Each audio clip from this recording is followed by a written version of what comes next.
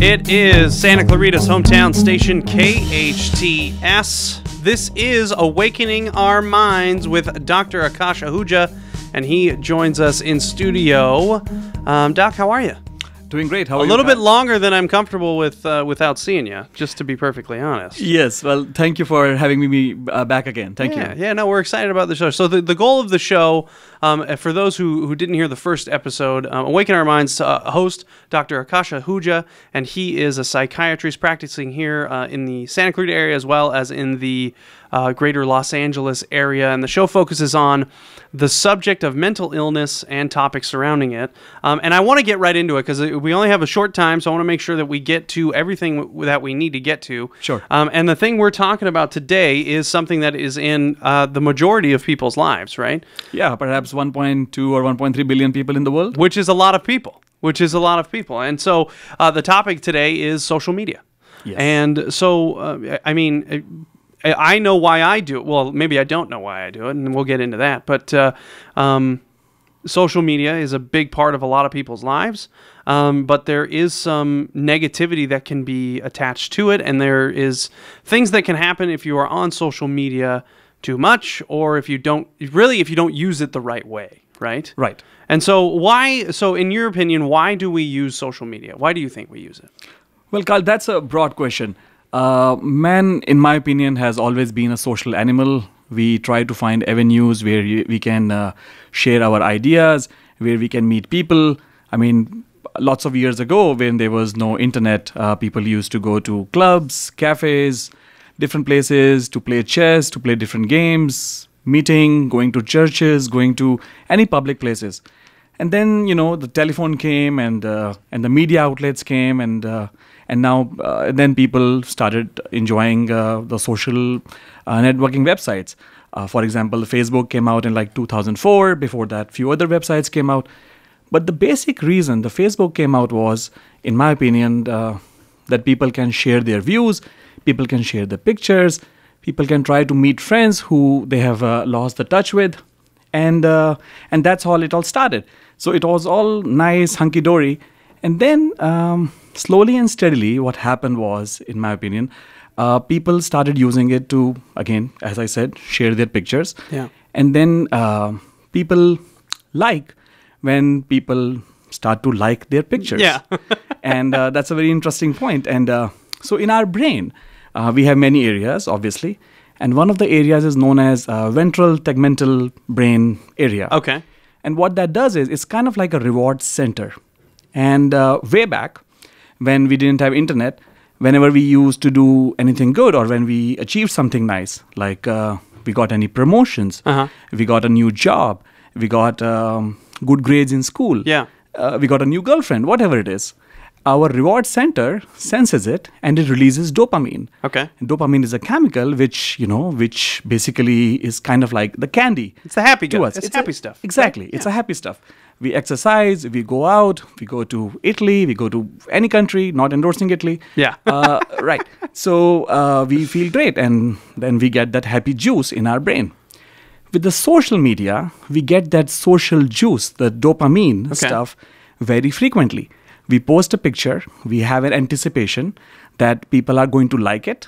When people like it, we feel great, dopamine gets released, and then we check it again and again and again, like I'm saying it, so that chemical releases again and again. So it's kind of addiction. And when we do not get enough likes or when we get some negative statement, like known as trolls. Yeah. Oh, yeah. Which people do. It's a dark place of the internet. It's the internet trolls are the worst thing on the internet. Yeah. Exactly. That's how the society has become. Okay. And then we get a negative feel about it. And then the dopamine is not released. And then we get sad. We can get hopeless. We can get frustrated. We can get anxious. And but we keep on coming back to it. It's a vicious cycle. Yeah. And so basically we come to social networking to like something and to be liked. Okay. And that's why, in my opinion, majority of the people are using the social networking sites. So like you said, social media hasn't been around forever. It's probably early 2000s is when there was the social media boom, right? Because you had Facebook that came onto the scene. There was MySpace before it, and then you had the invention of Twitter, Instagram. That stuff all came kind of the mid to late 2000 area. And so have people changed? Like, are people not as good at interacting with one another now, do you think? I do believe that, yes. That's a very important point. So, again, I think people in my generation, I'm in my early 40s, and people in my generation are kind of in the middle, where we have seen the world without the internet, and we have grown up kind of like going to parks and gardens and with our parents and meeting people. We have actually learned the art of talking, and we still somewhat use it. The problem happens with the generation of people who are now teenagers, or the people who are in their 20s, where they were born, they are the internet generation. Yeah, they were born in the world with. There's never been a time in their life where they haven't had internet. Absolutely, and it's great. And it's funny. It's funny. I was just having a conversation today, and a friend of mine somebody that works here went up to visit a friend in San Francisco, and I have a friend that lives in San Francisco. He works for the tech industry, and he's doing all this stuff, but it feels like all of the advances with apps and technology and stuff, the goal is to create zero human interaction. So like you order all this food, just leave it on the doorstep. Uber drivers, you don't have to talk to them. You just they just have a picture of your face and you sit in the back seat. It's interesting how all this social media, all these advances are creating a lack of human interaction. That's where the world is going to be. Absolutely. And again, people are not required to talk. People are texting each other. If people, you will see like happy birthday to somebody on a Facebook or on a WhatsApp, and then people will start writing the messages. But the human interaction has gone down. Nobody actually is taking an effort to just pick up the phone and just call people. What happens is that there are many people who have thousands of friends on Facebook, and you can Google that. There are many examples where people really needed somebody because they were sick or something had happened, and people had hundreds and thousands of people who are their Facebook friends, and then when they needed somebody, nobody was there to help them out. It's all people are kind of living in a virtual world where they feel happy again when they get likes and they get comments on the social media. But in reality, people are losing touch in making real friends. People are losing touch in terms of how to be empathetic and be compassionate, which are the requirements to be a human being. So that's again, we're speaking with Dr. Aakash Ahuja. He is a psychiatrist from the Santa Clarita and Greater Los Angeles area. We're talking about social media and how it psychologically has affected, people of this generation. When you lose that human interaction, I mean, what happens to the brain? From a psychological standpoint, I guess a better way to ask it is, how important is actual human interaction? Oh, human interaction is absolutely very important. When we interact with somebody, we develop, again, as I said, we develop compassion, we develop empathy, we develop how the other person, we actually look at the person, we actually perceive if our words are causing any harm or our words are making somebody consoled. If we do not do that, in the virtual world, people are just typing, or not even typing now, people are using just emojis and this and that. And where people have no idea how their words are going to make a difference in other person's life. More often than not, it makes them sad. But people have less idea as to how it's affecting the other person, and it's also not an enriching experience for them.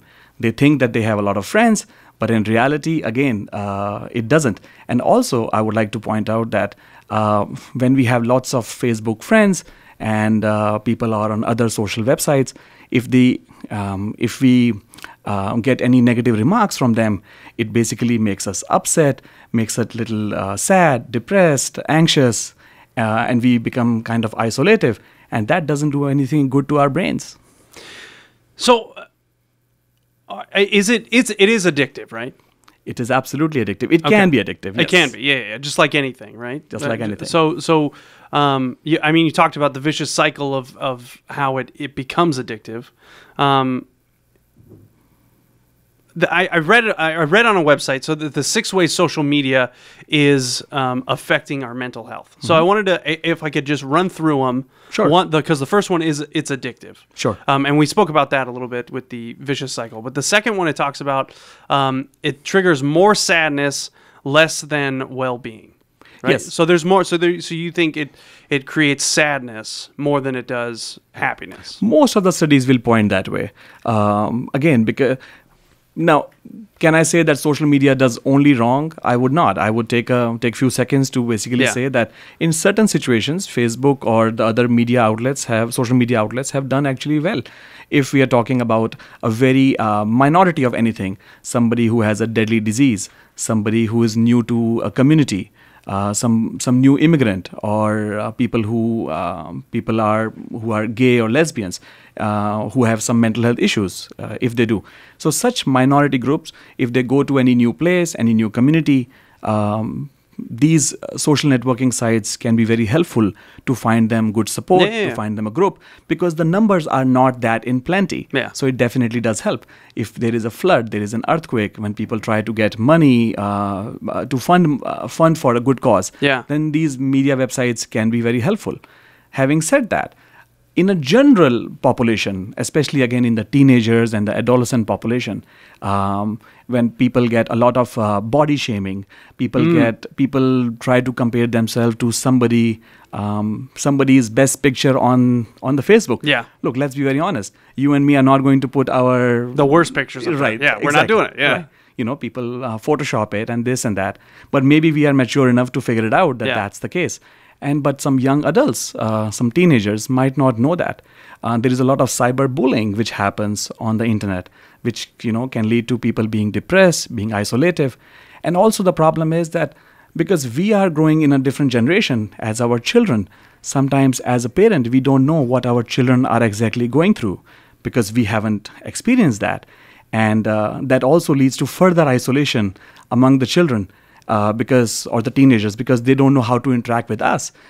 They find the joy or they find the happiness only on the social websites, because they think that only the people on the social networking sites can basically understand them, and that is not good for their health or for the parents. So it does. So I feel like what you're saying, and correct me if I'm wrong, it kind of on a macro level, social media does a very good thing. If there's a flood, if there's a GoFundMe, or a family needs money or something like that, it feels like it's a good way to do it. But it's kind of like individualistically, people are having the issues because they're comparing themselves to others, because they're seeing, like you said, the only thing they're seeing are the best versions of other people.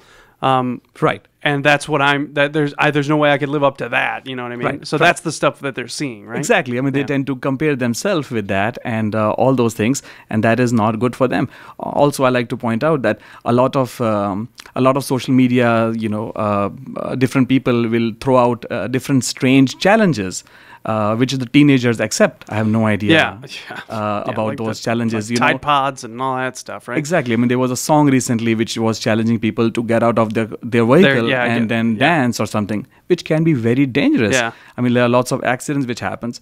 The young generation people, again, sometimes they try to get the best selfie. They will be in a dangerous situation, maybe in the train in the background or on the edge of a cliff. Exactly. Something like that. Right, which can lead to accidents. And again, they don't realize it at that time, that how dangerous, and they don't understand that what is basically the purpose of doing that. So a lot harm can happen on that particular level. We're going to take a break, but I want to talk to you a little bit about, because a lot of our listeners on this station are moms, parents, and there's 6 high schools here, plus in the Valley, 6 high schools in the William S. Hart School District. There's a bunch of other private and charter schools as well here in the Santa Clarita Valley, and I kind of want to touch on how it affects teenagers specifically. You touched on it a little bit there, but I'd like to dive in a little bit deeper on the teenagers specifically. Is it scarier for them? Is it something that, because they're not as developed? We'll get into all of that, and then what parents can do to help prevent this. Absolutely. All right, so we're going to take a quick break. This is Awakening Our Minds on your hometown station, KHTS 98.1 FM and AM 1220. It is Santa Clarita's hometown station, KHTS 98.1 FM and AM 1220. This is Awakening Our Minds with Dr. Aakash Ahuja, and he is a psychiatrist in the LA and Santa Clarita areas. And we're talking about really the overall topic of the show is mental health and the issues surrounding it, which is, it's been kind of a growing thing. Mental health, well, maybe it is a growing thing, but it's also, not only is it a growing thing, but it's awareness about it has been on the forefront a lot lately. You see a lot of, I'm a big sports fan, a lot of NBA players are coming out and saying, I'm dealing with this, even though I'm getting paid millions of dollars, I still deal with the same things. Mm-hmm. And I think that do you think it is an influx of, is there more mental illness now because of social media, or just because we are hearing more about it? I feel like social media plays a huge factor when it comes to mental illness. I think it does. Especially, again, I think before the break you mentioned a little bit about the teenagers. Yeah. And so certainly in the teenage population, I do believe that symptoms of depression, symptoms of anxiety, symptoms of isolation, and not having the ability to sleep at time, so insomnia, these things have definitely increased. Now, in itself, they might not be considered classic big-term mental health issues, but they can certainly contribute to the susceptible people.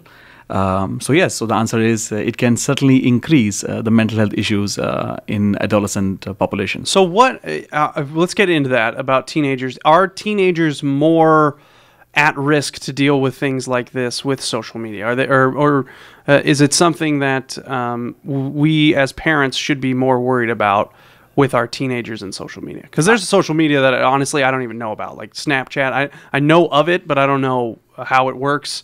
And I can only imagine, because my oldest is 8 years old, I can only imagine how it's going to change in the next, 10 years. Well, to answer that, a lot. Yeah.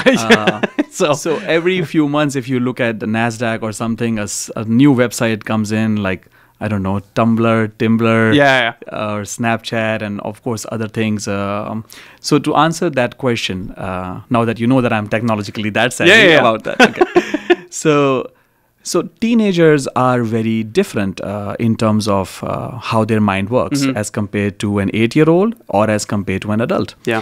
Teenagers have a brain which is very functioning. They are very smart, but at the same time they don't have that much maturity. I read an example somewhere actually which compared a teenager brain. It's kind of like teenager having a nice car, and they know very well how to drive the car, but they somehow don't know the intricacies of how to stop the car or how to change the lane and all those things. Okay. So kind of getting into that teenagers are at a junction where they are trying to find their place in the society. I won't say they have identity crisis, but they definitely have questions about their identity. Yeah. Who they are, what are they doing in the society, whether people like them, whether their friends like them, are they better or worse in terms of their friends. Their hormones are booming, and for both men and for both boys and girls, so they are going through some physiological changes in their body, a lot of questions, and sometimes they do not feel very comfortable discussing that with their parents. Again, that depends upon parents too, which I'll come to your second part of the question. I always believe that whenever there is a vacuum, some good or some bad will fill that vacuum. Yeah. So if there is a vacuum for a teenager that they are not able to discuss their issues with their parents or with their role models, then they will try to fill that vacuum through social media houses. They can find strangers there. People impersonate, whatever they can. Oh yeah, that's been happening. That's been happening for a long, long time. Yeah, exactly. And they don't know that. And if we have the same policy, like we teach our children, like you mentioned, you have an 8-year-old son. I'm sure you tell him, don't talk to the strangers. Yeah, we have to teach the same to our children. Don't talk to the strangers on online sites. Yeah. The problem is that we as parents, we don't know much about it. Yeah. So there is less education which we give our teenage children in terms of the social networking websites. So all those factors, that definitely makes the teenagers more vulnerable to the social media attacks, and they can get more mental health symptoms. Again, feeling isolated, depressed, anxious, in terms of social media. And they live in that world, right? It's not like you where you said you're in your mid 40s, right? Yes. So you're in your mid 40s. You grew up in a world without the internet, so it's not like it's social. Your social life doesn't consist of solely social media, and for some teenagers, maybe it is, right? Exactly, it is, because that's the way they have learned it, and and if anything, it's getting more intense every single time. There was some study which was showing that in US, about 70% of the teenagers actually have a smartphone. Now, imagine that. When we were growing up, I mean, how many cell phones were floating around? And now everybody who has the cell phone, I mean, they have all these apps. They interact with people who we don't know about. We don't know how they are using it. So again, to answer the second part of your question, that what as a parent we can do about them. Well, we should start by having an open channel with our children. We should not judge them. We should not just tell them, oh, don't use a cell phone, don't do this, don't do that. We have to understand why are they using it, what are they using. I'm not saying that we should control their activity 100%, but we should be kind of aware in a nice way as to what they're doing. If we know our kids' friends in the schools, then we should definitely know about their friends in the online virtual world also. We should definitely keep an eye, again, not trying to be judgmental. If our kid wants to talk about some online activity with us, we should not just shun them down and say that, look, I don't understand, talk to somebody else. Even if we don't know, then let's make that take that as an opportunity to learn about this new website, whether it's Tumblr, whether it's Snapchat. Whatever it is, Exactly, whether we find it funny or not. The idea is our children should know that we are there to help them out no matter what. We are there to listen to them no matter what. And also, I would say that we should set some examples for our children. We should walk the walk. I mean, there are many families in which adults are also using cell phone for different reasons. They are on the website, they are on the social media sites a lot. They should try to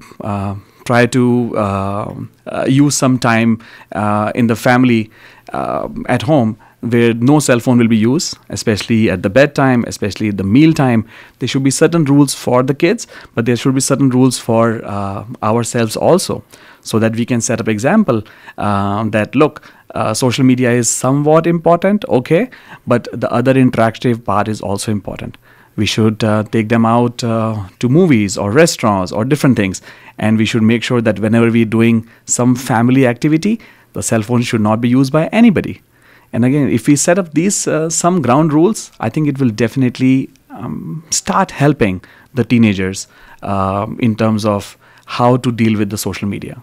It's Awakening Our Minds on your hometown station, KHTS 98.1 FM and AM 1220. He's Dr. Aakash Ahuja, a psychiatrist here in the Santa Clarita Valley. And I wanted to talk to you, how early should we have these conversations with our kids? And it feels like I already know your answer. It should be really, because it's all around us, because kids' parents are using it. It feels like 5 years old you should be talking about what you're supposed to, how you should use social media. Absolutely. To a different again, it depends upon the extent of what you are using and what your children understand. But yes, we should teach them the art of communicating to each other via talking, via different things, not only through social networking.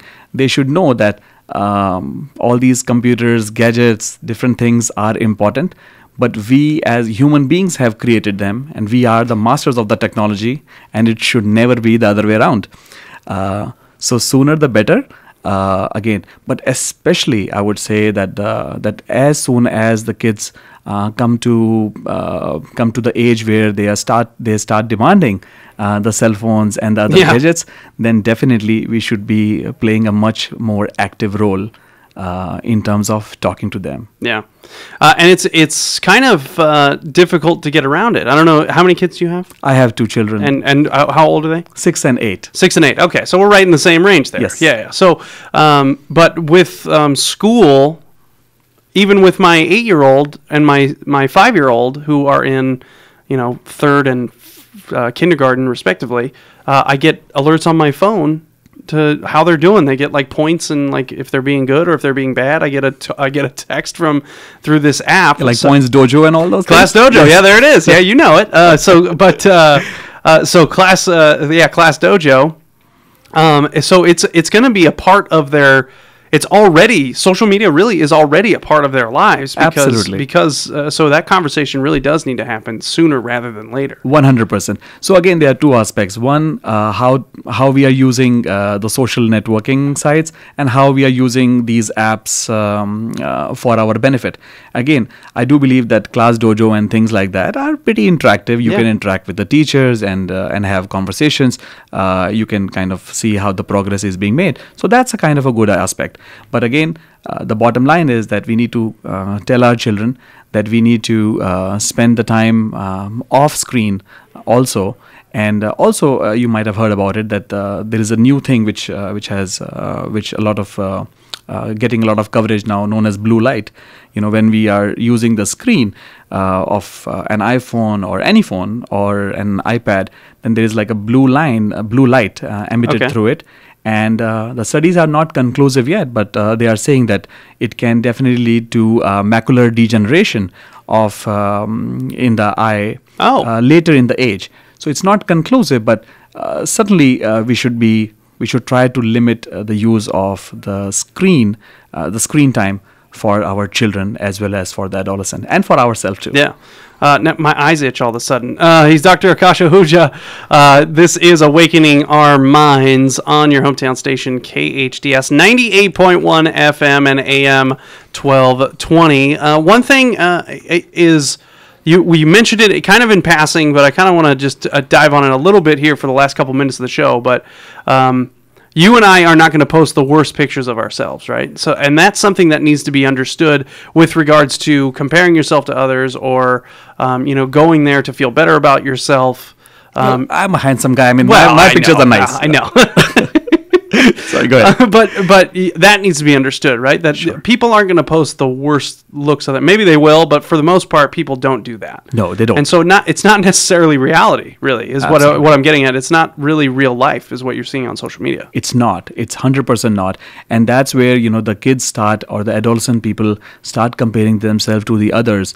They want to have this perfect relationship. But look at all the birthday wishes when a person is wishing the other, husband or wife happy birthdays and all those good things on the social media, trying to show the strength in the relationship, which is great. I'm just saying that everybody wants to show their best side on the Facebook, and people should realize that and should also inform their adolescent kids that whatever you are seeing might not be the reality. People might be having different issues and stuff, but they don't want to share that on the websites. So we should take the information on these websites like a grain of salt. Yeah. Okay, so let's give maybe one or two things as we leave here today.